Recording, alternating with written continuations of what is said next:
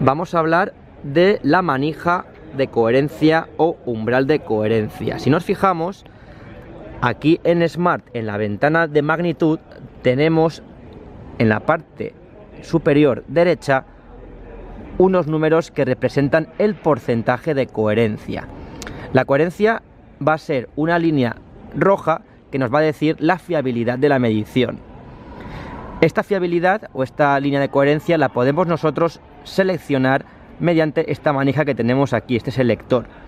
Por ejemplo, si ponemos la manija al 0%, significa que todo aquello que tenga, toda aquella señal que tenga una coherencia mayor de 0% se va a mostrar en la curva de magnitud y de fase. Si yo subo la manija, lo que va a ocurrir, por ejemplo, si lo pongo al 60%, significa que solamente nos va a mostrar la curva de magnitud y fase de aquella señal medida que tenga una fiabilidad del 60% o superior. Y si lo pongo, por ejemplo, al máximo 100%, solamente nos va a enseñar aquella curva de magnitud y fase que tenga una coherencia del 100%. Es decir, que seremos mucho más precisos. Para demostrarlo, muy sencillo, vamos a poner una señal de subgraves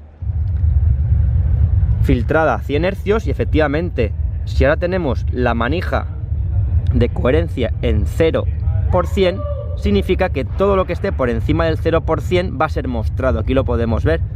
Como tenemos una coherencia del 20% hasta el 100%, podemos ver que muestra tanto lo que está al 100%, que sería esta curva de fase de aquí, y también muestra todo lo que está por encima de 100 Hz, que aunque tenga menor coherencia, de un 20, un 40%, como es superior a 0%, también nos muestra su curva de fase.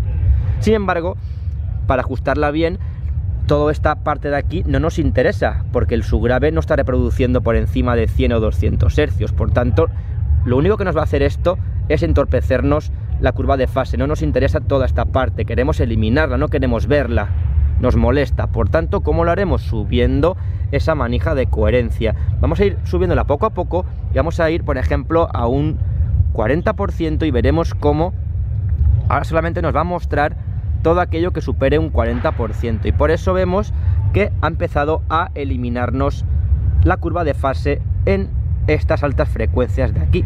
Si lo pusiéramos un poquito más bajo, a lo mejor al 30, al 20, podríamos ver que todavía se ve por aquí la curva de fase. Si ahora por último lo ponemos al 100%, vamos a ser lo más preciso posible, porque solamente nos va a mostrar lo que tenga una coherencia de más del 100%, tanto en magnitud como en la fase, y por tanto hemos eliminado todo este trazo de curva de fase que es molesto porque no reproducimos nada más allá de 100 y por lo tanto no nos interesa su información. También podemos cambiarlo de otra manera.